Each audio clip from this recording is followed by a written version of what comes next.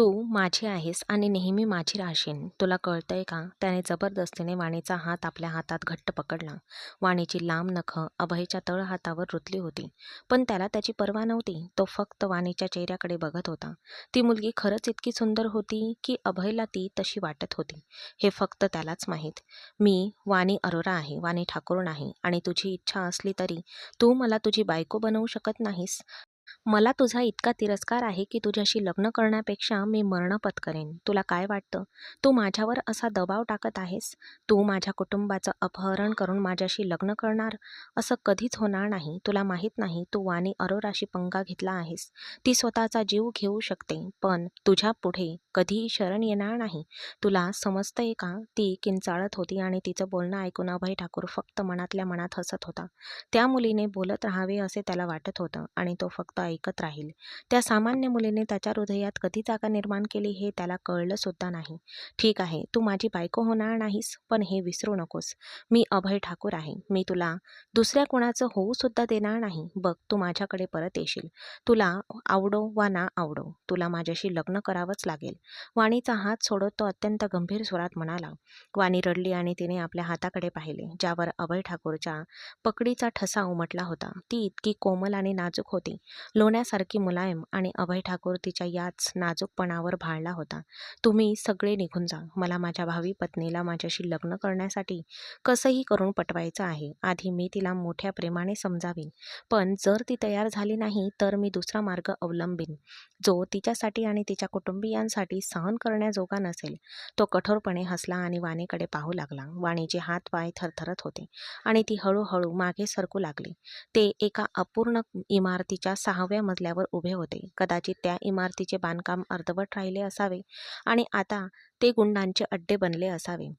वाणीला फक्त आणखी 6 पावले टाकायची होती आणि ती 6व्या मजल्यावरून थेट खाली पडली असती. आणि तिने हे ठरवले होते, जर तिला अभय ठाकूरसारख्या गुंडाची बायको व्हायची नसेल तर तिने आपले जीवन संपवलेलेच बरे. ठीक आहे, मग तू काय म्हणत होतीस की तुला माझी बायको व्हायला आवडणार नाही? तो हळूहळू तिच्या दिशेने येत होता. त्याच्या डोळ्यात प्रेमाचा सागर होता, तर दुसरीकडे वाणीचे डोळे रागाने लाल होत होते आणि ती भीतीने मागे सरकत होती. त्या माणसावर अजिबात विश्वास ठेवता येत नव्हता. हो, मला तुझ्याशी लग्न करायचे नाही. तुझी पत्नी असणं हा मी एक अपमान समजते आणि मी कोणताही अपमान सहन करणार नाही. तुला जे हवं ते कर. तू स्वतःला कोण समजतोस? मी वाणी अरोरा तुझा इतका तिरस्कार करते, इतका की जर तू आता माझ्या डोळ्यासमोर मेलास तर तरी मी तुझ्यासाठी एकही अश्रू ढाळणार नाही. तुला वाटतं मी तुझ्यासोबत येईन, तुझ्याशी लग्न करेन? ते कधीही होणार नाही. तुझ्यासारखी माणसं माझ्या बोटाच्या तळाच्या लायकीची नाहीत. ती रागाने थुंकली आणि वळून निघून गेली आणि अभय तिथेच उभा राहिला. आता तो संतापला होता. त्या मुलीने सर्व मर्यादा ओलांडल्या होत्या. तिने ते करून दाखवलं होतं. तो तिचा जितका आदर करत होता तितकंच ती उद्धटपणा दाखवत होती. हे तो कसं सहन करणार होता? तो लग्नासाठी जबरदस्ती करू शकला असता, पण त्याला वाणीची संमती हवी होती. त्याला आपल्या नवीन लग्नाची सुरुवात कटू व्हावी असे अजिबात वाटत नव्हते. त्याला वाणीवर प्रेमाचा वर्षाव करायचा होता आणि तिच्यासोबत राहून तिच्या सौंदर्याचा आपल्या हृदयात अनुभव घ्यायचा होता. तो तिच्या जादूने पूर्णपणे मोहित झाला होता आणि तिचा निरागसपणा पाहून वाणी अरोरा ही त्याच्यासाठी एक वेड बनली होती. तो यालाच प्रेम म्हणत होता. प्रत्येक वेळी जेव्हा तो तिच्या सरोवरासारख्या डोळ्यात पाहत असे, तेव्हा त्याला त्यात एक विचित्र दिलासा मिळत असे. पण हा दिलासा प्रेम नव्हता. ते वेडेपणाच्या सीमेवर पोहोचलेले एक वेडेपणाचे वेड होते. त्याला गोष्टी हिसकावून घेण्याची सवयच लागली होती. जेव्हा गोष्टी सहज मिळत नसत, तेव्हा तो त्या जबरदस्तीने हिसकावून घेण्याचा मार्ग अवलंबत असे. तुला माहीत आहे का वाणी? तो अनेकदा स्वतःशी पुटपुटायचा. या जगात मला जे हवं असतं तेच मी घेतो आणि यावेळी ती गोष्ट तू आहेस. जेव्हा त्याने पाहिले की वाणी त्याच्यापासून दूर पळत आहे, त्याच्या मनातली आग आणखीनच भडकली. आता तो मनाचे व्यवहार जबरदस्तीने करायला तयार होता. समोरच्या व्यक्तीला काय हवं आहे किंवा काय वाटतं याची त्याला पर्वा नव्हती. त्याला हे माहीत नव्हतं की प्रेम कधीच जबरदस्तीने होत नाही. प्रेम म्हणजे आत्म्याचा सौदा असतो, 2 हृदयांमधील एक मूक करार. पण त्याच्यासाठी वाणी आता फक्त एक मुलगी राहिली नव्हती, ती त्याच्या विजयाची गुरुकिल्ली बनली होती. जर तू स्वतःहून येणार नाहीस तर मी तुला ओढत आणीन. मी तुझ्या नाहीचं हो मध्ये रूपांतर करीन. समोर उभ्या असलेल्या वाणीकडे पाहत तो पुटपुटला. त्याला कल्पनाही नव्हती की जरी त्याने वाणीला जबरदस्तीने मिळवले असते तरी तो तिच्या प्रेमाला कधीही स्पर्श करू शकेल का? त्याला तिच्या डोळ्यात कधी त्याच्यासाठी असलेलं प्रेम दिसलं असतं का, हा विचार त्याच्या मनापासून खूप दूर होता. त्याच्या हृदयात फक्त एकच आग्रह होता, कोणत्याही परिस्थितीत वाणी त्याला हवी होती. तू माझी आहेस, तुला माझं व्हावंच लागेल, तू माझीच व्हायला पाहिजे. आजपर्यंत माझ्या वेडेपणातून कोणीही सुटलेले नाही, तर तू माझं उत्कट प्रेम आहेस आणि या उत्कट प्रेमात मी सर्व मर्यादा ओलांडल्या आहेत. तुझ्या पलीकडे मला कधीही काहीही दिसलं नाही. ठीक आहे, तर तुला आदर आवडत नाही. आता मी तुला अशा प्रकारे पटवून देईन की तू स्वतःहून माझ्याकडे परत येशील. मला तुझी इच्छा स्वइच्छेने पूर्ण करायची होती, पण असं दिसतंय की तुला माझं महत्त्व कळत नाही. ती एक पाऊल मागे घेऊन 6व्या मजल्यावरून खाली पडण्याआधीच अभय ठाकूरने रागाने तिचा हात पकडला आणि तिला आत ओढू लागला. वाणी खाली वाकली आणि तिने विटेचा एक तुकडा उचलला. पुढे काय करावे हे तिला कळत नव्हते. पण एक गोष्ट निश्चित होती, अभय ठाकूरची पत्नी होण्यापूर्वी ती काहीही करू शकली असती. आता तुला लग्न कळत नाही, तर मग हे सगळं बोलणं सोडून दे. आता मी तुला इतकं पटवून देईन, इतका जबरदस्ती करेन की तू माझ्याकडे लग्नासाठी याचना करशील. तो वाणीकडे वरपासून खालपर्यंत निरखून पाहत अर्थपूर्णपणे बोलला. तो काय करणार आहे हे कळत नसल्यामुळे वाणीचे हात-पाय थरथरत होते. पुढे काय करावे हे तिला कळतच नव्हते. अभय ठाकूरशी झालेल्या तिच्या वादाच्या दिवसाला ती शाप देत होती, कारण त्या दिवशी तिचे संपूर्ण जग उद्ध्वस्त झाले होते. तिने विटेचा तुकडा आपल्या दुपट्ट्यात लपवला होता, पण अभय ठाकूरच्या चेहऱ्यावरील हावभाव असे दर्शवत होते की तो आता एक मोठे पाऊल उचलणार होता. त्याने तिला ओढत एका खोलीत नेले, जिथे फक्त एक तुटलेला पलंग होता, जो कधीही खाली पडू शकला असता. अभय ठाकूरने पटकन दार बंद केले, वाणीचा हात पकडून तिला पलंगावर ढकलले आणि स्वतःच्या शर्टची बटणे काढू लागला. हे पाहून वाणीला धक्काच बसला. ती घाबरली. तुम्ही हे काय करत आहात? सांभाळून. जर तुम्ही काही चुकीचे करण्याचा प्रयत्न जरी केला तर तर मी तुझा जीव घेईन आणि जर मी तुझा नाही घेऊ शकले तर मी माझा घेईन. त्याच्याकडे बोट दाखवत आणि मागे सरकत ती थरथरत्या आवाजात ओरडली. पण अभय ठाकूरचा चेहरा वाणीला ताब्यात घेण्याच्या धुंदीने आधीच माखला होता. त्याच्या डोळ्यात वेडेपणा स्पष्ट दिसत होता. आपल्या शर्टची वरची 2 बटणे उघडून तो त्या थरथरणाऱ्या वाणीच्या जवळ गेला. यावेळी वाणी खरोखरच घाबरली होती. तिचा जीव थरथरत होता.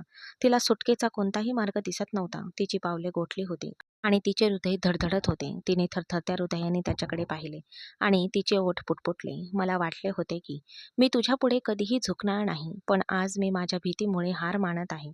तिच्या डोळ्यातून अश्रू ओघळले. आपला सन्मान गमावण्याची भीती माणसाला काहीही करायला लावू शकते आणि हीच भीती वाणी अरोराच्या हृदयात धडधडत होती.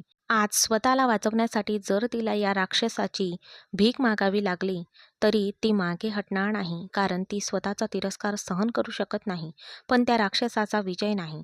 ती ओरडली, देवा, देवा असं करू नका. माझी इज्जत हिरावून घेऊ नकोस. पण अभय ठाकूरच्या चेहऱ्यावरच्या आवेशाचे थर अधिकच गडद होत होते. त्याची पावले थांबली नाहीत. आता भीतीसोबतच त्याच्या मनात द्वेष आणि सुडाची आगही भडकली होती. तिच्या मनात फक्त एकच विचार होता, मी कमजोर नाही आणि जर मी हतबलतेला बळी पडले तर पुढच्या वेळी मी तुला मुळापासून उखडून टाकेल. कृपया अभय, मी तुला विनंती करते, हे सर्व करू नकोस. जर तू हे केलंस तर मी कुणासमोरही उभी राहू शकणार नाही. मी जिवंत असेन, पण माझे कुटुंब मरेन. कृपया हे करू नकोस, देवासाठी. तिने डोळे मिटले. ती हात जोडून अभयसमोर उभी होती. दुसरी वेळ असती तर अभयसुद्धा तिच्या पाया पडला असता, पण अभयच्या मनात रागाची ठिणगी पेटली होती. तिने त्याच्या प्रेमाला नकार देऊन 6व्या मजल्यावरून उडी मारण्याचा प्रयत्न केला होता. अभयच्या मनात आग पेटली होती. म्हणजेच ती त्याचा इतका द्वेष करत होती की अभय ठाकूरसोबत राहण्यापेक्षा तिला मरणं बेहत्तर वाटत होतं. शांतपणे लग्नाला होकार दे. जोपर्यंत तू माझी होत नाहीस, तोपर्यंत मी तुझ्यासोबत काहीही करणार नाही. जरी तू माझी झाली नाहीस, तरीही मी तुझ्यासोबत असेच राहू शकतो. मला याची काहीच अडचण नाही. तू बाकीचे जे काही ठरवशील ते मी स्वीकारेन. पण काहीही झालं तरीही मी तुला माझीच बनवेन. अभयने पुन्हा शर्टाची बटणे लावताना वाणीचा हात धरला होता. वाणीने पटकन आपला नेहमी गळ्याभोवती असलेला दुपट्टा सावरला, पण आज अभयच्या नजरेला घाबरून तिने तो डोक्यावरून ओढून घेतला होता. मी मेले तरी तुझ्याशी लग्न करणार नाही. तुला कळतंय का? मी तुला किती वेळा सांगू की मला तुझ्याशी लग्न करायचं नाहीये. भिंतीला टेकून बसत ती मोठ्याने बोलत होती. अभयला हे सगळं अजिबात आवडत नव्हतं. तो अस्वस्थ होता. त्याला वाणीला दुखवायचं नव्हतं. पण तिला दुसऱ्या कोणाची तरी बायको झालेलं पाहणंही त्याला सहन होत नव्हतं. जेव्हा त्याने तिला पहिल्यांदा बाल्कनीत उभं पाहिलं होतं, तेव्हापासूनच तो तिच्यावर प्रेम करत होता. अनेक मुलींनी त्याला आपलं मन अर्पण केलं होतं. पण तो एकाच मुलीच्या प्रेमात अखंड बुडाला होता. आता मी तुझ्यासोबत असं काहीतरी करणार आहे, ज्याची तू कधी कल्पनाही केली नसेल. मी काय करतो ते फक्त बघ. पण त्याआधी मला तुला काहीतरी सांगायचं आहे, मला विचारायचं आहे आणि मला खरं-खरं उत्तर हवं आहे. तो वाणीच्या जवळ गेला आणि तिला उचलण्यासाठी त्याने हात पुढे केला, पण वाणीने त्याच्याकडे तिरस्काराने पाहिले आणि तोंड फिरवले. मला तुझ्या कोणत्याही प्रश्नाचे उत्तर द्यायची नाहीयेत. तुला कळतंय का? माझा तुझ्यावर राग आहे. तू मला लग्नासाठी जबरदस्ती करू शकतोस. तू माझ्यावर हक्क गाजवू शकतोस. पण तू माझ्या हृदयापर्यंत कधीही पोहोचू शकणार नाहीस. कळतंय का? ती अजूनही दुसरीकडे नजर वळवून उभी होती. अभयला वाटले की जणू कोणीतरी त्याच्या संपूर्ण जगच हिसकावून घेतले आहे. निशब्दपणे तो त्या मुलीकडे पाहतच राहिला, तिने त्याचे प्रेम नाकारले होते आणि त्याच्याबद्दलचा आपला तिरस्कार जाहीर केला होता. मी तुला विचारत नाही की तुला काय हवं आहे. मी विचारतोय की तुला कोणी आवडतं का? तू रिलेशनशिपमध्ये आहेस का? काहीही असो, मला खरं सांग. जर कोणी असेल तर मला सांग. मी स्वतःहून मागे हटेन. अभय तिच्याकडे निरखून पाहत होता आणि ती अडखळत म्हणाली, "हो, हो, मला दुसरा कोणीतरी आवडतो." "तर काय? मी तुला त्याच्याबद्दल सांगितलं तर तर तू मला जाऊ देशील का?" वाणीचे डोळे चमकले. तिने आशेने अभयकडे पाहिले. अभयला आश्चर्य वाटले. ज्या मुलीसाठी त्याने सर्वस्व पणाला लावले होते, ती त्याच्यापासून सुटका करून घेण्यासाठी दुसऱ्या कोणावर तरी प्रेम करण्याचे नाटक करायला तयार होती. त्याला माहिती होते की वाणी खोटे बोलत आहे, कारण वाणीबद्दल माहिती मिळवणे त्याच्यासाठी काही अवघड काम नव्हते. त्याला फक्त एकदा वाणीकडून ते ऐकायचे होते आणि वाणीने खोटे बोलून त्याचा राग आणखीनच वाढवला होता. त्याचे डोके गरगरू लागले. तो रागाने डोके धरून उभा राहिला. "म्हणजे तुला कोणीच आवडत नाही, पण माझ्यापासून सुटका करून घेण्यासाठी तू दुसऱ्या कोणावर तरी प्रेम करत आहेस, असे खोटं बोलत आहेस? तू खोट्याची मदत घेणार का?" अभयने या जगातल्या आपल्या सर्वात प्रिय मुलीकडे अविश्वासाने पाहिले. "हो, मी घेऊ शकते, कारण मला तुझ्या आयुष्यात काहीही करायचं नाहीये. मी, वाणी अरोरा, तुझा इतका तिरस्कार करते की तो मी शब्दातही व्यक्त करू शकत नाही." ती त्याच्या डोळ्यात बघत मंदपणे बोलली आणि अभय ठाकूरला वाटले की जणू कोणीतरी त्याच्या नसांमधील सर्व रक्त शोषून घेतले आहे. जणू त्याचा आत्माच निघून गेला आहे. "ठीक आहे, मग तुझ्या लहान भावाचा तुला पुरेसा कंटाळा आला आहे. छान होईल, नाही का?" अभयने आपल्या बोटाभोवती चाव्यांचा गुच्छ फिरवत आणि फोनवर एक नंबर डायल करत सहजपणे विचारले. वाणीला जणू काही जमीनच सरकल्यासारखे वाटले. हा माणूस इतका नीच होईल की तो तिच्या निष्पाप भावाला स्वतःच्या जाळ्यात ओढेल, याची तिने कधी कल्पनाही केली नव्हती. हो, त्याने याआधीही तिच्या कुटुंबाला धमक्या दिल्या होत्या, पण अशा प्रकारे कधीच नाही. पहिल्यांदाच वाणीला अभयची खरी भीती वाटली. ती लगेच उठून दरवाजाकडे धावू लागली. पण त्याआधीच अभयने तिचा हात धरला. तो असा दिसत होता जणू ती आधीपासूनच त्याची झाली होती. त्याच्या डोळ्यात कोणतीही घाई नव्हती, पण त्याचा दृढ निश्चय मात्र भयानक होता. वाणी क्षणभर स्तब्ध झाली. ज्या पद्धतीने तो बोलत होता, तो क्षणभर थांबला होता. तो विचित्र आत्मविश्वास, जणू काही तो जे काही बोलेल ते खरं होणार होतं. तिच्या अंगावर काटा उभा राहिला आणि पहिल्यांदाच तिला त्याच्या प्रेमाची नाही तर प्रेमाच्या निश्चयतेची भीती वाटली. हे खोटेपणा आहे. ती थरथरत्या आवाजात पुटपुटली, पण आता अभयच्या डोळ्यात उपहास नव्हता. तिच्या डोळ्यात पाहत तो सहज म्हणाला, "हे प्रेम आहे वाणी, आणि प्रेम एकतर मिळतं किंवा नष्ट होतं." ती दूर जाण्याआधीच त्याने दोन्ही हातांनी वाणीचं कंबर पकडलं आणि तो अगदी जवळ आला. इतका जवळ की तिच्या घाबरलेल्या श्वासाची ऊब त्याला चेहऱ्यावर जाणवत होती. तिने अभयच्या चेहऱ्याकडे एक नजर टाकली आणि त्याच्या डोळ्यातील आग सहन न झाल्याने तिने पटकन आपली नजर खाली झुकवली. लाज आणि भीतीमुळे तिला आपलं डोकंही वर उचलता आलं नाही. तिला त्याला ढकलून द्यायचं होतं. त्याच्यावर ओरडायचं होतं. त्याच्या गालावर एक थप्पड मारायची होती. पण प्रत्येक वेळेप्रमाणे त्याने आजसुद्धा तिला असह्य केले होते. ती त्याचा तिरस्कार करत होती, तरीही तो तिच्यावर आपली इच्छा लादत असे आणि त्याला जे हवे ते तिच्याकडून करून घेत असे. अभय तिच्या जवळ येत होता. वाणीच्या हृदयाची धडधड वाढतच होती, पण यावेळी काहीतरी वेगळं होतं. तिला माहीत होतं की अभय आता भावनांच्या आहारी गेला होता. त्यामुळे तो कमजोर झाला होता. आणि हीच तिची संधी होती. अभय तिच्या जवळ आल्याबरोबर वाणीने त्याला पूर्ण ताकदीने ढकलले. दार उघडले आणि खोलीतून बाहेर धावले. ती पळून गेली. अभय शुद्धीवर येताच तो लगेच तिच्या मागे गेला, पण त्याची माणसे इमारतीच्या 5व्या मजल्यावर बसली होती. वाणीला असे पळताना पाहून ती पळून जाण्याचा प्रयत्न करत आहे हे त्यांच्या लक्षात आले. त्यांनी पटकन पुढे येऊन तिचा मार्ग अडवला. तोपर्यंत अभय सुद्धा तिथे पोहोचला होता. त्याच्या डोळ्यात पूर्वीसारखा मृदू भाव राहिला नव्हता. त्यात आता फक्त राग आणि आग होती. एकही शब्द न बोलता त्याने वाणीचा हात घट्ट धरला आणि तिला परत खोलीत आणले. निघताना त्याने आपल्या माणसांना सांगितले की तो आता आणखी उशीर करणार नाही. जा आणि पुजाऱ्याला बोलव आणि सगळ्या गरजेच्या गोष्टी घेऊन ये. मला आता एका क्षणासाठीही थांबायचं नाही. अभयने जबरदस्तीने वाणीला पुन्हा त्याच खोलीत कोंडून टाकले. वाणी जमिनीवर बसली. तिने आपले डोके गुडघ्यामध्ये खुपसले आणि ती जोरजोरात रडू लागली. तिला काहीच कळत नव्हते. हा माणूस तिचा पाठलाग करणे कधी थांबवणार? तिचे आई-वडील तिच्या काळजीने वेडे झाले असतील. केवळ या विचारानेच ती आतून तुटली होती. घरी गेल्यावर वडिलांना काय सांगावे याची ती कल्पनाही करू शकत नव्हती. ती त्यांना तसे सांगेल का? या लग्नात तिची संमती नसतानाही तिने स्वतःच्या मर्जीनेच लग्न केले. काय करावं, काय बोलावं आणि कुणाला सांगावं याचा तिला विचारही सुचत नव्हता. सुमारे अर्ध्या तासाने खोलीचा दरवाजा वाजला. ब्युटी पार्लरमधील एक मुलगी खोलीत आली. वाणीने त्या अनोळखी मुलीकडे आश्चर्याने आणि भीतीने पाहिले. "मॅडम, सरांनी मला तुमचा वधूचा मेकअप करायला सांगितला आहे. आज तुमचं लग्न आहे, नाही का?" ती मुलगी थरथरत्या आवाजात बोलत होती. तिच्या डोळ्यांवरून आणि चेहऱ्यावरून ती सुद्धा घाबरली आहे हे स्पष्ट दिसत होते. "लवकर कर, तुझा मेकअप कर आणि मग इथून निघून जा. जर तू कोणाला सांगितलंस तर तुला पुन्हा कधीच मेकअप करता येणार नाही." एका रक्षकाने पार्लरमधील बाईला जोरात ढकलले आणि तिला वाणीकडे आणले. दोन्ही रक्षक जड बंदुका घेऊन खोलीच्या दाराजवळ उभे होते आणि ते कठोर आणि धोकादायक दिसत होते. खोलीत पळून जाण्यासाठी दुसरी कोणतीही खिडकी नव्हती. वाणीच्या मनात योजनांचा पाऊस पडत होता. ती शांतपणे आपला मेकअप करण्यासाठी खाली बसली. मग अभय ठाकूर खोलीत शिरला आणि वाणीला शांतपणे तयार होताना पाहून क्षणभर चकितच झाला.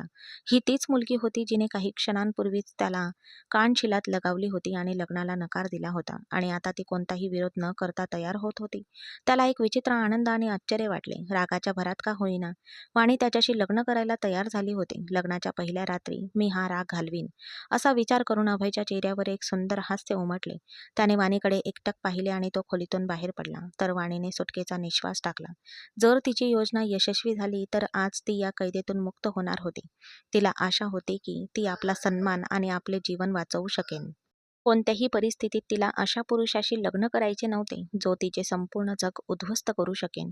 तिचा मेकअप पूर्ण झाला होता. जेव्हा तिने आरशात स्वतःकडे पाहिले, तेव्हा तिला विश्वासच बसत नव्हता की ही तीच वाणी आहे, जी अर्ध्या तासापूर्वी होती. गेल्या 6 दिवसांपासून अभय ठाकूरने तिला कैदेत ठेवले होते आणि तिच्या कुटुंबाला सतत धमक्या मिळत होत्या, ज्यामुळे तिला घरातच राहावे लागत होते. ती आतून पूर्णपणे खचली होती. पण आज अंघोळ करून आणि कपडे बदलून ती एखाद्या राजकुमारीसारखी दिसत होती. आरशात स्वतःकडे पाहताच तिचे डोळे पाण्याने भरले. जर ती एक सामान्य दिसणारी आणि सामान्य चेहऱ्याची सामान्य मुलगी असती, तर तिचे आयुष्य इतके उद्ध्वस्त झाले नसते. आतापासून तिचे सौंदर्य सुद्धा तिला विषासारखे वाटू लागले होते, ज्यामुळे ती या संकटात सापडली होती. तिला अभय ठाकूर सारख्या माणसाशी लग्न करण्याची कधीही इच्छा नव्हती. पार्लरमधील बाईला तिथून नेण्यात आले आणि वाणीने तिला जे काही समजावून सांगितले होते, हे सर्व त्या मुलीला समजले होते. ती स्वतःला वाचवण्यासाठी कोणत्याही थराला जाऊ शकेन. अर्धा तास उलटून गेला. ते 2 पहारेकरी अजूनही तिच्याकडे पहारा देत उभे होते. निद्रानाश आणि थकव्यामुळे तिची प्रकृती अधिकच खालावत होती. गेल्या काही दिवसांपासून ती नीट झोपली नव्हती किंवा आरामात बसली देखील नव्हती. तिला पलंगावर पडून राहावेसे वाटत होते. पण आता आपला जीव वाचवायचा होता. तेवढ्यात अभय ठाकूर पुन्हा खोलीत आला. त्याने कालचेच कपडे घातले होते. कदाचित त्याने चेहऱ्यावर पाणी शिंपडले असावे, त्यामुळे तो थोडा ताजातवाना दिसत होता. त्याने वाणीच्या नीटनेटकेपणाकडे एक प्रेमळ, गोड कटाक्ष टाकला आणि तो तिच्याकडे थोडा जवळ गेला. तिच्या कानाजवळ झुकून तो हळूच कुजबुजला. "तू खूप सुंदर दिसत आहेस.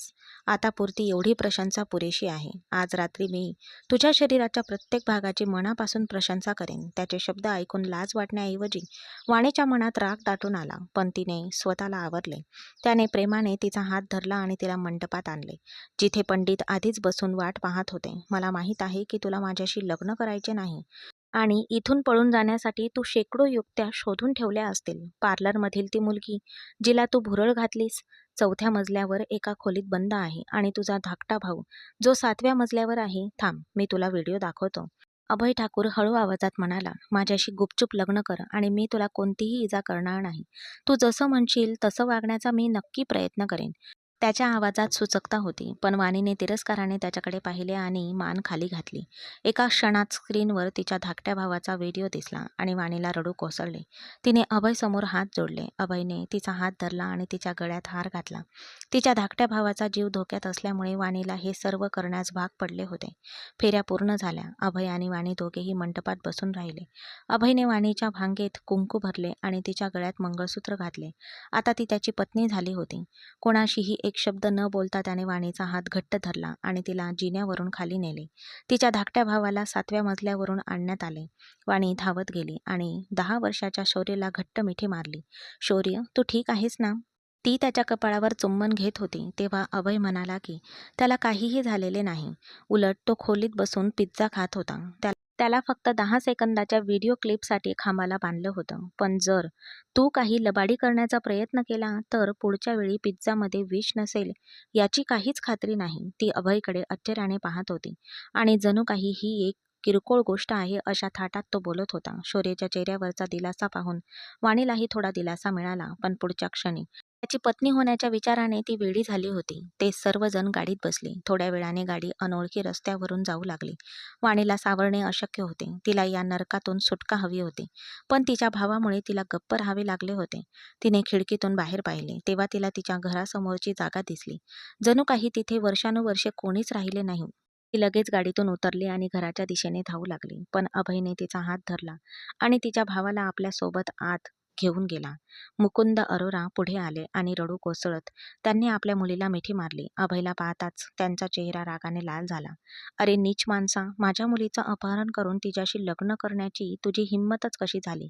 जर तुला पैशांची गरज होती तर मला सांगायला हवं होतंस. मी तुला करोडो रुपये दिले असते, पण माझ्या मुलीचं अपहरण करून तू खूप मोठी चूक केली आहेस." मुकुंद अरोरा ओरडत होते. अभय किंचित हसून म्हणाला, "सासरे, तुम्ही इतके रागावला आहात का? तुमच्याकडे खूप पैसे असतील तर ते तुमच्या मुलीला हुंडा म्हणून द्या. सध्यापुरतं तिला पाठवून द्या. तसंही तिचं आता लग्न झालं आहे आणि परंपरेनुसार तुम्हाला तुमच्या मुलीला पाठवून द्यावं लागेल. तिला घेऊन जाण्यापूर्वी तुम्हाला दाखवावं म्हणून मी तिला इथे आणलं आहे. नाहीतर मी तिला थेट सिंगापूरला घेऊन गेलो असतो." मग तो गंभीरपणे म्हणाला, "माझ्यात अजून थोडी आत्मसन्मान शिल्लक आहे. तिला लवकर पाठवून द्या. या शहरात माझे अनेक शत्रू आहेत आणि मला त्यांना संधी द्यायची नाही." अभय हे सगळं एका दमात बोलून गेला. त्याला पूर्ण खात्री होती की मुकुंद अरोरा त्याच्या मुलीला वाचवेन. लग्न झालेलं होतं आणि आता दुसरं काहीही करणं त्याला अजिबात शक्य नव्हतं. त्यामुळे तिचे आई-वडील निरोपावर लक्ष केंद्रित करतील हे त्याला चांगलंच माहीत होतं. जड अंतकरणाने मुकुंद अरोरा यांनी आपल्या मुलीच्या जाण्याची तयारी सुरू केली. वाणी वारंवार नकारार्थी मान हलवत होती आणि म्हणत होती की ज्या माणसाच्या चारित्र्यावर संपूर्ण जगाचा संशय आहे, त्याची पत्नी होण्याची तिची कधीही इच्छा नव्हती. तिच्या आई-वडिलांनी डोळ्यात अश्रू आणून तिला निरोप दिला. ती अरोरा हाऊसमधून थेट ठाकूर हवेलीतील सून म्हणून आली होती. त्या हवेलीत तिचं स्वागत करायला कोणीही नव्हतं. त्याने पटकन त्याची दासी नंदा हिला बोलावले. नंदाने ताट सजवले आणि मग गृहप्रवेश सोहळा पार पडला. कोणताही विधी पूर्ण न करताच वाणी नंदाकडे रागाने बघत म्हणाली, "माझी खोली कुठे आहे? मला तिथे जायचं आहे." वाणीचा राग पाहून नंदा घाबरली आणि लगेच तिला तिच्या खोलीपर्यंत घेऊन गेली. बाहेर बराच वेळ तो आपल्या मित्रांसोबत आपला आनंद साजरा करत बसला होता. त्याने मित्रांचा निरोप घेईपर्यंत मध्यरात्र झाली होती. तेव्हा भावनांच्या धुंदीत असलेला अभय आपल्या खोलीकडे निघाला. आज अभयच्या चेहऱ्यावर एक वेगळीच चमक होती. तो खूप आनंदी दिसत होता, कारण आज त्याची लाडकी बायको त्याच्या सोबत होती. अनेक गोष्टींचा विचार करताच त्याच्या चेहऱ्यावर स्मित हास्य उमटले. तो घाईघाईने आपल्या खोलीकडे गेला. खोलीपाशी पोहोचल्यावर तिथे अंधार पाहून त्याला धक्काच बसला. त्याने दिवा लावला. दाराला कडी लावली आणि जेव्हा तो पुढे गेला तेव्हा त्याने पाहिलं की वाणीने कपडे बदलले होते आणि ती झोपली होती. त्याला खूप वाईट वाटले. तिच्याकडून अशा प्रकारच्या उदासीनतेची त्याला अपेक्षा नव्हती. त्याला वाटले होते की ती कदाचित त्याची वाट पाहत असेल. जरी हे लग्न त्याच्याच आग्रहाने झाले होते, पण त्याने वाणीच्या कुटुंबियांनाही त्या लग्नात सामील करून घेतले होते. आता त्याला ही उदासीनता सहन होत नव्हती. "वाणी, उठ. झोपली आहेस का?" त्याने हळूच वाणीचा खांदा हलवला. वाणी झोपेतच कुशी बदलून पुन्हा झोपी गेली. स्वतःला आवरत अभयला तिला उठवणे योग्य वाटले नाही आणि तो शांतपणे जाऊन सोफ्यावर बसला. तिथे दुधाचा ग्लास ठेवला होता. त्याने ते प्यायले. मग कपडे बदलून अंघोळ करून तो बाहेर आला. तेव्हा तर वाणी अजूनही झोपलेलीच होती, पण जेव्हा तो खोलीत शिरला तेव्हा वाणीने पटकन डोळे मिटून घेतले. वाणीकडे पाहून असे स्पष्ट वाटत होते की ती जागी आहे आणि अभय तिच्या प्रत्येक हालचालीवर नजर ठेवून होता. कदाचित ती आतून खूप घाबरली असावी. अभय हळूच त्या पलंगाकडे गेला जिथे वाणी झोपली होती.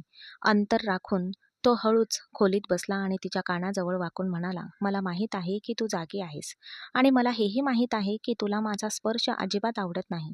पण आज आपली लग्नाची रात्र आहे आणि मी या एका गोष्टीवर तडजोड करू शकत नाही. जर तू आज माझी होऊ शकत नाहीस तर कदाचित तू आयुष्यभर माझी राहणार नाहीस. तुला ते जमणार नाही." मला माफ कर, पण या बाबतीत मी तुझ्या इच्छा पाहू शकत नाही, कारण माझ्या हृदयावर माझं नियंत्रण नाही. मला ही सुंदर रात्र खराब करायची नाही. असं म्हणत तो हळूच वाणीकडे झोपू लागला. वाणीच्या हृदयाची धडधड वाढू लागली. आत्तापर्यंत झोपेचं सोंग करणारी वाणी अभयला इतकं जवळ आलेलं पाहून घाबरली. वाणी त्याला दूर ढकलण्याआधीच अभयने तिचे हात घट्ट धरले आणि तिच्या कपाळावर एक हळूवार चुंबन घेतले. वाणी जाळ्यात अडकलेल्या माशासारखी झाली होती. तिला तीव्र वेदना झाल्या. माझ्यापासून दूर राहा, नाहीतर माझ्यापेक्षा वाईट कोणीही नसेल. तू स्वतःला कोण समजतोस? वाणीने तेच जुने वाक्य पुन्हा उच्चारले. पण यावेळी अभयवर त्याचा काहीच परिणाम झाला नाही. प्रेमाची नशा काही वेगळीच असते, जी या क्षणी अभयच्या चेहऱ्यावर आणि वागण्यात स्पष्ट दिसत होती. पहिली चूक, तू कपडे बदललेस. मी तुला अजून नीट पाहिलंही नव्हतं. आणि दुसरी, तू माझ्याशी न बोलता झोपून गेलीस. आज आपली लग्नाची रात्र आहे वाणी. तू असं कसं करू शकतेस? अभय राग आणि वेदनेने भरलेल्या आवाजात बोलत होता. वाणी भीतीने थरथर कापत असतानाही म्हणाली, माझ्यापासून दूर राहा. जर तू माझ्या जवळ आलास तर मी स्वतःला संपवून घेईन. वाणीने त्याला मागे ढकलले आणि त्याच्यापासून दूर झाली. हे पाहून अभयला धक्काच बसला. तर तो अजूनही गप्पच बसणार होता का? त्याला वाटले होते की लग्नानंतर वाणी त्याला पूर्णपणे मिळेल. पण तो वाणीच्या जितक्या जवळ जाण्याचा प्रयत्न करत होता, तितकीच ती दूर पळत होती. मी थांबू शकत नाही, तो थंड पण ठाम आवाजात म्हणाला आणि वाणीच्या दिशेने जाऊ लागला. पण अभय तिला स्पर्श करण्याआधीच तिने उशीखाली लपवलेला चाकू काढला आणि स्वतःच्या मनगटावर वार केला. रक्ताचा फवारा उडू लागला. अभय घाबरला. तो लगेच वाणीकडे धावला आणि आपल्या रुमालाने तिच्या मनगटावर दाब दिला. पण त्याचा काहीच उपयोग झाला नाही. क्षणातच तो रुमाल रक्ताने भिजला आणि वाणी बेशुद्ध होऊन कोसळली. अभयला माहीत होतं की वाणी त्याचा तिरस्कार करते. पण आज तिच्या द्वेषाची तीव्रता पाहून त्याला वाटलं की जणू त्याचं परिविश्वच उद्ध्वस्त झालं आहे. ही व्यक्ती फक्त जेव्हा त्याचे आई वडील गेले तेव्हा तो रडला होता. आज वाणीला या अवस्थेत पाहून त्याच्या डोळ्यातून अश्रू वाहू लागले आणि तो पहिल्यांदाच पूर्णपणे खचून गेला होता. आज त्याला जाणीव झाली की जर वाणी नसेल तर तोही जगू शकणार नाही. वाणी, डोळे उघड. तुला काहीही होऊ शकत नाही वाणी. तो इतक्या जोरात ओरडला की खोलीच्या भिंती हादरल्या. अभय, तू हे काय केलंस? वाणीला काही झालं तर तू काय करशील? स्वतःशी बोलता बोलता त्याने स्वतःला अनेकदा चापट मारली होती. वाणीची प्रकृती आणखी बिघडण्याआधी त्याने त्याने तिला आपल्या बाहूंमध्ये उचलले आणि तो धावत बाहेर पडला. कुरवाडा पूर्णपणे निर्मनुष्य होता. तो घरभर रामू काकांना हाक मारत होता.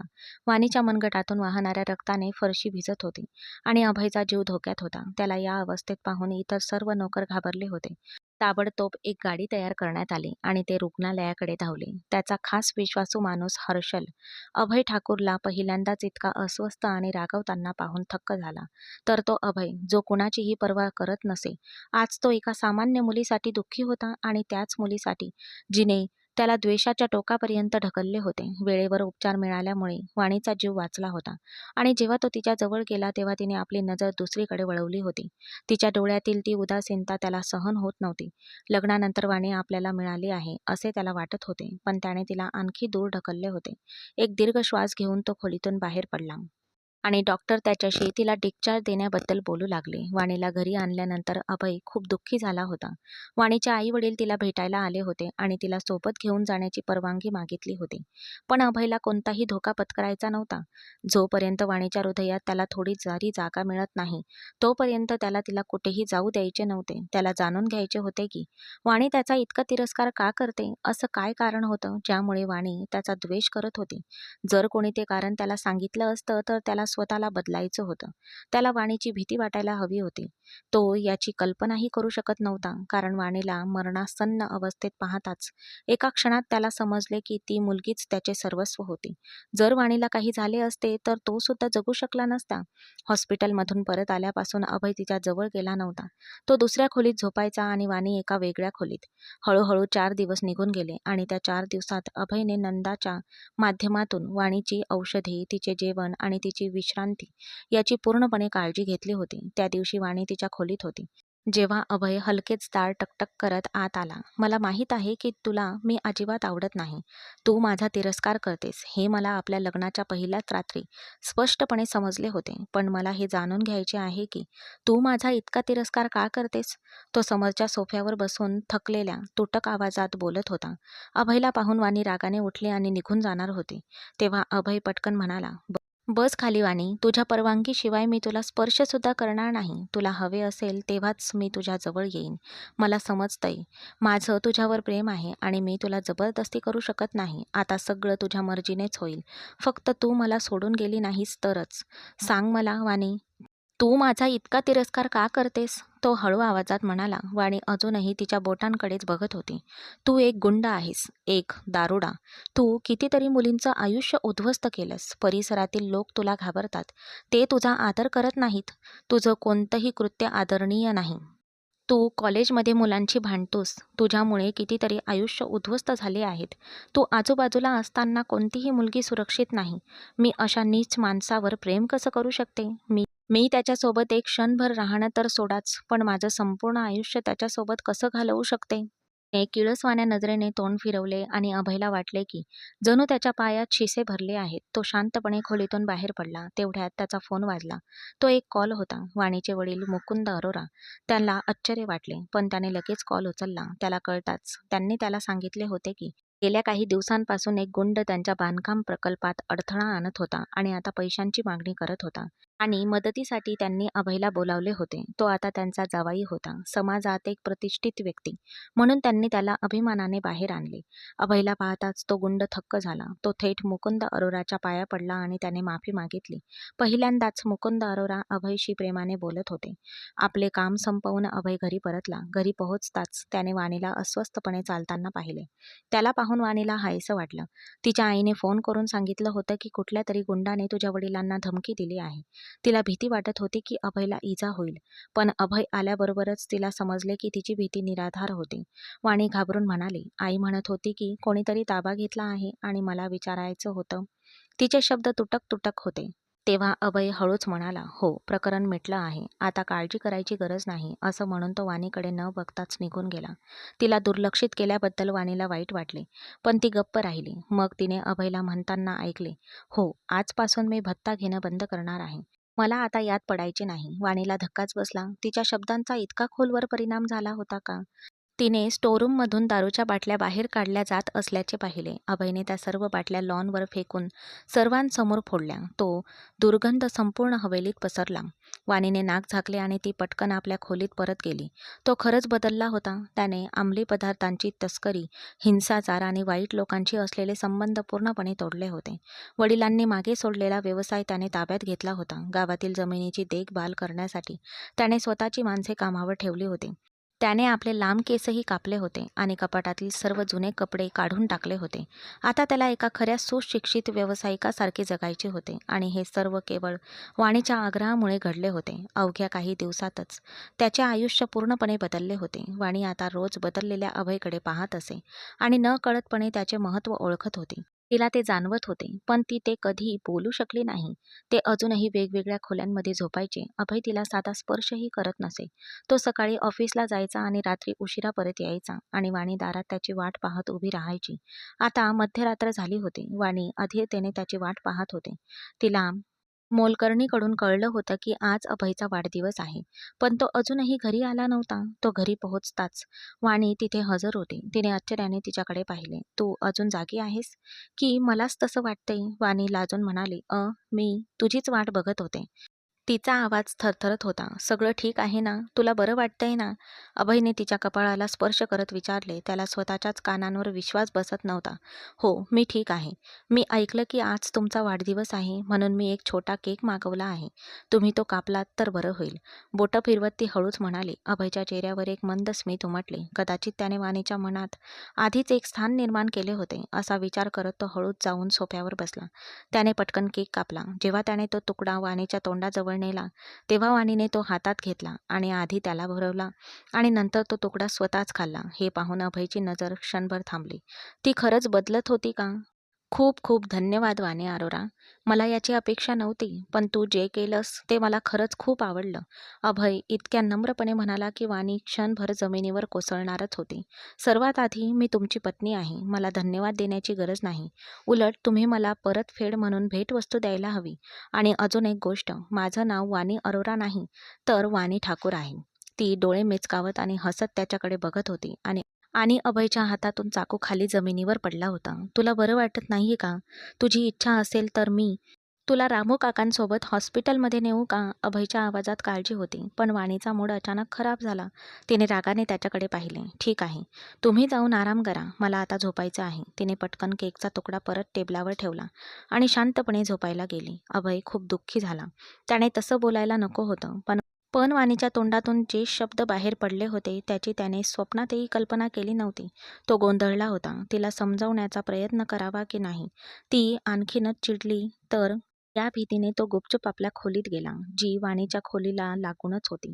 वाणी त्याची वाट पाहून पहिल्यांदाच इतक्या प्रेमाने त्याच्याशी बोलली, याचा त्याला आनंद झाला होता. त्याच्या मनात आशा निर्माण झाली की कदाचित आता सर्व काही ठीक होईल आणि ते दोघेही सामान्य जीवन जगू शकतील. त्याच दिवशी त्याला एक खूप मोठा प्रोजेक्ट मिळाला होता आणि त्या दिवशी वाणीने पहिल्यांदाच त्याच्याकडे प्रेमाने पाहिले होते. त्याला खूप आनंद झाला होता. सकाळी उठल्यावर त्याला दिसले की वाणी खोलीत नव्हती. कदाचित ती पूजा करत असावी. वाणी मंदिरात गेली असल्यामुळे घरातून निघण्यापूर्वी त्याने पटकन आंघोळ करून नाश्ता केला. परत आल्यावर तिच्याशी बोलू असा त्याने विचार केला होता. त्याला आता तिला मधुचंद्राला घेऊन जायचे होते. वाणीने आता लग्नाला होकार दिला होता.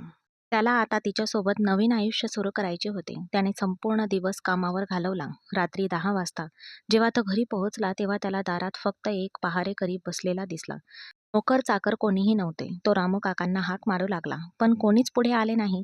तो परत गाडीकडे गेला आणि पहारेकऱ्याला विचारले, काका, रामू काका कुठे आहेत? ते दिसत नाहीत. मला त्यांच्यासोबत काही महत्त्वाचे काम होते. ते खरं तर सूनबाईंनी त्यांना रजा दिली आहे. तुम्ही लोक कुठेतरी बाहेर जात आहात, बरोबर? पहारेकरी म्हणाला. अभयने आश्चर्याने त्याच्याकडे पाहिले आणि मग हलकेच मान हलवत तो खोलीच्या दिशेने निघाला. संपूर्ण वाड्यात शांतता होती. जणू काही तिथे कोणीच राहत नव्हते. तो थोडा अस्वस्थ झाला. खोलीतून मंद संगीताचा आवाज येत होता. तो आश्चर्याने वाणीच्या खोलीत शिरला. त्याने पाहिले की संपूर्ण खोली फुलांनी सजलेली होती. सर्वत्र मेणबत्त्या जळत होत्या. हवेत एक मनमोहक सुगंध दरवळत होता. तो क्षणभर स्तब्ध झाला. अभयने पटकन आपली लॅपटॉप बॅग सोफ्यावर ठेवली. आपला कोट काढला, तिथेच फेकला आणि आपल्या खोलीकडे निघाला, जिथे वाणी एका सुंदर लाल जॉर्जेट साडीत अत्यंत मोहक दिसत त्याची वाट पाहत होती. तो हळूच तिच्याजवळ गेला. मी तुझे कपडे वॉशरूममध्ये टांगले आहेत, पटकन घाल. वाणी खाली वाकून थरथरत्या ओठांनी म्हणाले, पण हे कपडे कशाला? मी अचाच ठीक आहे. अभय कपड्यांकडे आश्चर्याने पाहत म्हणाला, माहीत नाही, मी ते कपडे माझ्या आवडीने विकत घेतले आहेत आणि तू ते घालावेस अशी माझी इच्छा आहे. मला माझ्या पूर्वीच्या वागणुकीचे प्रायश्चित्त करायचे आहे, प्लीज. ती लाजेने मान खाली घालून म्हणाली. अभय पुढे गेला आणि तिच्या कपाळावर चुंबन घेऊन काहीही न बोलता वॉशरूममध्ये गेला. आंघोळ करून बाहेर आल्यावर त्याने पाहिले, वाणी आरशात स्वतःकडे पाहत होती. ती नेहमीप्रमाणे अधिक सुंदर दिसत होती. अभय लहान लहान पावलांनी तिच्या दिशेने चालू लागला. तो तिच्या मागे उभा राहिला. तिच्या कमरेभोवती हात टाकून त्याने आपला चेहरा तिच्या खांद्यावर टेकवला. दोघेही आरशात एकमेकांचे प्रतिबिंब पाहत होते. अगदी एका आदर्श जोडप्याप्रमाणे. तू असाच माझ्याकडे पाहत राहणार की पहिल्या मधुचंद्रासाठी मला काही भेटवस्तूसुद्धा देणार? वाणीने हसून अभयला मागे ढकलले. पहिल्या मधुचंद्राआधी मला अजून काहीतरी हवंय. अभय तिच्याकडे सरकत खोडकरपणे हसत म्हणाला, तुला काय हवंय? वाणी लाजून मान खाली घालून म्हणाले, खरं तर मला एक ग्लास पाणी हवंय. असे म्हणत त्याने वाणीकडे स्मित हास्य करत पाहिले. त्याने तिला आपल्या मिठीत घेतले होते. वाणी खोट्या रागाने म्हणाली, ठीक आहे, तू जाऊन पाणी पी, मी कपडे बदलायला जाते. ती जायला निघाली होती तेव्हा अभयने तिला पुन्हा खेचले. मी मस्करी करत होतो.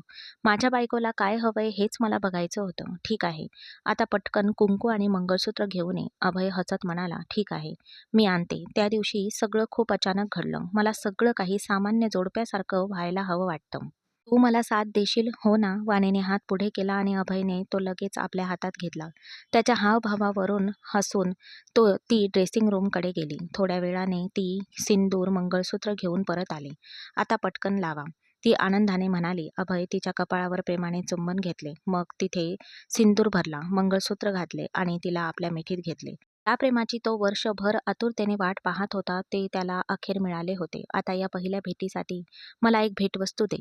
ती रुसून एका बाजूला बसली. अभयच्या खोडकर नजरेमुळे ती अस्वस्थ होत होती, पण ती हसली, कारण आता तिला सर्व काही कळले होते. त्याचं म्हणणं खरं होतं. ठीक आहे, मी आणतो. त्यातील एक भेटवस्तू तुला नक्की आवडेल. बाकीच्यांबद्दल मी काही सांगू शकत नाही, असे म्हणत तो डोळा मारत ड्रेसिंग रूमकडे निघाला. थोड्या वेळाने तो हातात 2 पेट्या घेऊन परत आला. त्याने एकदम 6 पेट्यांचे सेट उचलले आणि वाणीच्या मांडीवर ठेवले. वाणीने आश्चर्याने अभयकडे पाहिले. हे खरे सोन्याचे सेट आहेत. हे माझ्या आईचे होते. मला आशा आहे की तू ते जपून ठेवशील. तिला ते तिच्या सुनेला द्यायचे होते, पण नशिबाने तिला वेळच दिली नाही. तू हे घालणार ना? त्याने प्रश्नार्थक नजरेने वाणीकडे पाहिले. तेव्हा वाणीने डोळ्यात अश्रू आणून होकारार्थी मान हलवली आणि दुसरी भेटवस्तू बघू नकोस, नाहीतर तुला राग येईल, असे म्हणत त्याने पटकन तो बॉक्स उचलला. त्याला काही कळण्याच्या आतच वाणीने तो बॉक्स हिसकावून घेतला. समोरचा नाईट ड्रेस पाहून ती तोंड उघडूनच बसली. तर अभय मोठ्याने हसत दुसरीकडे वळला होता. मी हे घालून येऊ का? वाणी अभयकडे पाहून हसत होती. हे ऐकून अभयला मोठा धक्काच बसला. त्याला वाटले की वाणी ती नाराज झाली असेल, पण नाराज होण्याऐवजी ती नाईट ड्रेस घालण्यासाठी वॉशरूमकडे गेली. दरम्यान अभय त्याच्या भूतकाळातील आयुष्याच्या आठवणींमध्ये रमू लागला. त्याचे आईवडील निघून गेल्यावर रमेश काकांनी त्याला आधार दिला होता, पण वयात येण्याआधीच रमेश काकांनीही त्याला या गर्दीच्या जगात एकटे सोडले. तेव्हापासून तो गुंडांच्या संगतीत राहू लागला आणि मग त्यानेही त्यांच्याच पद्धती अंगीकारल्या. पण वाणीच्या आगमनानंतर त्याचे आयुष्य बदलले होते आणि तेव्हापासून तो सुखी आयुष्य जगणार होता. त्या आयुष्यात फक्त सुख आणि समाधान होते. हा विचार मनात येताच त्याच्या चेहऱ्यावर समाधानाचे स्मित उमटले. तो तो केव्हाच बदलू शकला असता, पण त्याच्या आयुष्यात अशी कोणीच नव्हती जिच्या आवडीनुसार तो स्वतःला घडवू शकला असता. वाणी नाईट ड्रेस घालून खोलीतून बाहेर येताच अभयचा श्वास थांबला. तिच्या मऊ गुलाबी नेटच्या ड्रेसमध्ये ती जणू काही पृथ्वीवर चंद्रच उगवल्यासारखी दिसत होती. तिच्या डोळ्यात किंचित संकोच होता, पण ओठांवर एक मंद स्मित होते. अभयने वर पाहिले. तिच्याकडे बघतच राहिला. तू इतका शांत का झाला आहेस? वाणीने हसत विचारले. मला शब्द सापडत नाहीयेत, अभय हळू आवाजात म्हणाला आणि तिच्या दिशेने एक पाऊल पुढे टाकत तो तिच्या जवळ आला. तिचे तळ हात हातात धरले आणि प्रेमाने म्हणाला, माहीत आहे का, जेव्हा मी तुला पाहतो तेव्हा असं वाटतं की आयुष्यच हसायला लागलं आहे. तू माझ्या आयुष्यात आहेस याचा मला खूप आनंद आहे. वाणीच्या डोळ्यात पाणी आले. ती हळू आवाजात म्हणाली, कदाचित आता मी सुद्धा स्वतःला तुला समर्पित केला आहे. तुझ्यातला बदल माझ्या मनाला भिडला आहे अभय. अभयने तिला आपल्या मिठीत घेतले आणि तिच्या मऊ ओठांवर स्वतःला झोकून दिले. काही क्षण ते दोघे एकमेकांकडे पाहत राहिले. तो तिच्या उबदार श्वासात हरवून गेला आणि वाणीने नुकताच घातलेला नाईट ड्रेस आता तिच्या अस्तित्वापासून वेगळा झाला होता आणि तो तिच्या कोमल अस्तित्वात हरवून जात होता. त्याचवेळी तो तिच्या प्रेमात पूर्णपणे मग्न झाला होता. वाणीने स्वतःला पूर्णपणे त्याच्या स्वाधीन केले होते. खोली गुलाबांच्या सुगंधाने आणि मेणबत्त्याच्या प्रकाशाने उजळून निघाली होती. भिंतींवर मंद संगीत वाजत होते आणि पलंगावर एक प्रेमकथा लिहिली जात होती. अभयने वाणीच्या कपाळाचे चुंबन घेतले. तिचे गाल कुरवाळले आणि मग प्रेमाने तिच्या ओठांना स्पर्श केला. वाणीने आपले कोमल हात त्याच्या गळ्याभोवती टाकले आणि तो क्षण परिपूर्ण ब्रह्मांड जगणू थांबले होते. रात्र रेंगाळत होती. एकमेकांच्या मिठीत गुंफलेले ते त्यांच्या भूतकाळातील दुरावा मिटवत होते. ही एक नवी सुरुवात होती. प्रेम, जिव्हाळा आणि वाणीला कित्येक वर्षापासून हवी असलेली शांती यांनी भरलेली. दुसऱ्या दिवशी सकाळी खिडकीतून खोलीत सोनेरी कोवळा सूर्यप्रकाश येत होता. वाऱ्याच्या झुळकेने पडदे फडफडत होते आणि खोलीत एक सुंदर शांतता पसरली होती. अभय तिच्या केसांशी खेळत असताना वाणीने आपले डोके त्याच्या हातावर टेकवले. उठ माझ्या प्रिये, अभयने तिच्या कानात प्रेमाने कुजबुजले. प्लीज आणखी 5 मिनिट, वाणी डोळे मिटून म्हणाली. फक्त 5 मिनिट नाही, मला माझं संपूर्ण आयुष्य तुझ्यासोबत घालवायचं आहे, अभय हसून म्हणाला. वाणीने डोळे उघडले. तिची नजर अभयच्या नजरेला भिडली आणि ती हलकेच हसली. आज पहिल्यांदाच कुणाच्या तरी उपस्थितीमुळे मला अपूर्ण नाही तर पूर्णत्वाची भावना येत आहे, ती हळू आवाजात म्हणाली. अभयने तिला पुन्हा मिठी मारली. त्यांचे नाते आता केवळ एक नाव किंवा सक्ती राहिली नव्हती. ते एक असे बंधन बनले होते जे त्या दोघांनीही मनापासून स्वीकारले होते. प्रेमाची ही सकाळ एका नवीन आयुष्याची पहिली पहाट होती आणि ती सुंदर होती. काही महिने उलटून गेले होते. वाणीला आपल्या पोटात एक लहानसा जीव वाढत असल्याचे जाणवले होते. तिचा चेहरा मातृत्वाच्या आनंदाने उजळला होता, पण तिच्या डोळ्यात एकटेपणा स्पष्ट दिसत होता. अभय आपला छोटा व्यवसाय नव्या उंचीवर नेण्यासाठी दृढ निश्चयी होता. तो आता रोज सकाळपासून रात्रीपर्यंत मीटिंग्स, क्लायंट्स, डील्स, कॉल्स आणि या सगळ्यात व्यस्त होता. वाणी मागे पडत होती. सुरुवातीला तिला वाटले की अभय त्यांच्या भविष्यासाठी खूप मेहनत करत आहे, पण हळूहळू रोज त्याचा आवाज प्रतिसादाशिवाय खोलीच्या भिंतींमध्ये विरून जायचा आणि प्रत्येक रात्री ती दाराकडे बघत राहायची, या आशेने की आज तो लवकर येईल. आज कदाचित त्याला आठवेल की ती एकटी आहे. एके संध्याकाळी फक्त स्वतःचे मनोरंजन करण्यासाठी ती एकटीच पार्कमध्ये गेली. तेव्हा तिची नजर हॉटेलच्या लॉबीवर पडली, जिथे अभय त्याच्या सेक्रेटरीसोबत अगदी जवळ उभा होता. ते दोघे हसत एकाच फाईलमधून काहीतरी वाचत होते आणि मग ते एकाच गाडीतून निघून गेले. वाणीच्या काळजात धस्स झालं. तिला प्रश्न पडला, आता माझी जागा दुसरं कोणी घेणार आहे का? त्या रात्री ती अभयची वाट पाहत राहिली आणि तेव्हा तो रात्री 12 वाजता थकून भागून आला. तेव्हा तिच्या चेहऱ्यावर पूर्वीसारखं हसू नव्हतं, ना काही प्रश्न. तिथे फक्त भावनांची एक भिंत होती. अभय तिच्या बाजूला शांतपणे बसला. त्याने तिच्या केसांवरून हात फिरवला. त्याला तिला मिठी मारायची होती. आज त्याला वाणीच्या कोमल सानिध्यात हरवून जायचे होते आणि आपला थकवा घालवायचा होता. पण वाणी दचकून दूर झाली. आता मला स्पर्श करू नकोस. तुझे हात आता मला तितके जवळचे वाटत नाहीत. जणू कोणीतरी अभयला आतून तोडून टाकले होते. त्याची वाणी आज इतकी का बदलली आहे हे त्याला कळतच नव्हते. त्याला काहीतरी बोलायचे होते, पण वाणीने हात वर करून त्याला थांबवले आणि मग तो हळूच खोलीतून बाहेर पडला. पुढच्या काही दिवस एका घरात 2 माणसे होती, पण ते एकमेकांसाठी अनोळखी होती. वाणी काही बोलली नाही, अभयने काही विचारले नाही, पण त्या दोघांनाही झोप लागत नव्हती. एक दिवस जेव्हा त्यांचा धीर संपला, ती रडू लागली. म्हणून अभय तिच्या समोर भडकला. तुला काय हवंय वाणी? हो, तुझ्या सांगण्यावरून मी सगळं सोडून दिलं. ते जग, ती माणसं, सगळं. मी स्वतःला बदललं आणि तू अजूनही माझ्यापासून दूर का आहेस? मी आता काय चूक केली आहे? तू माझी मनःशांती का भंग करत आहेस? वाणीच्या डोळ्यात अश्रू होते, पण आता ती रागाने थरथरत होती. जर तुला मनःशांती हवी असेल तर ती तुझ्या सेक्रेटरीच्या मिठीत शोध. तू माझ्या जवळ का येतोयस? जी गोष्ट आता माझी नाही ती फक्त दिखाव्यासाठी माझ्याकडे परत का येते? अभय थक्क झाला. त्याचे डोळे पाण्याने भरले.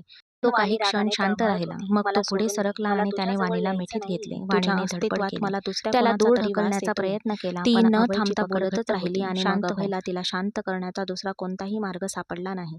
म्हणून अचानक वाणीचा श्वास थांबला. काही क्षणांनी ती त्याच्यापासून दूर झाली, पण तिचे डोळे पाणावले होते. मी फक्त वाणीचा आहे. या जगातली दुसरी कोणतीही मुलगी आपल्या दोघांच्या मध्ये कधीच येऊ शकत नाही आणि जर ती आलीच आणि तुझ्याशिवायचा दिवस तर तो माझ्या आयुष्याचा शेवटचा दिवस असेल. ती रजनी, माझी सेक्रेटरी, विवाहित आहे. खरं तर तिचं फक्त 6 महिन्यांपूर्वीच प्रेमविवाह झालं आहे.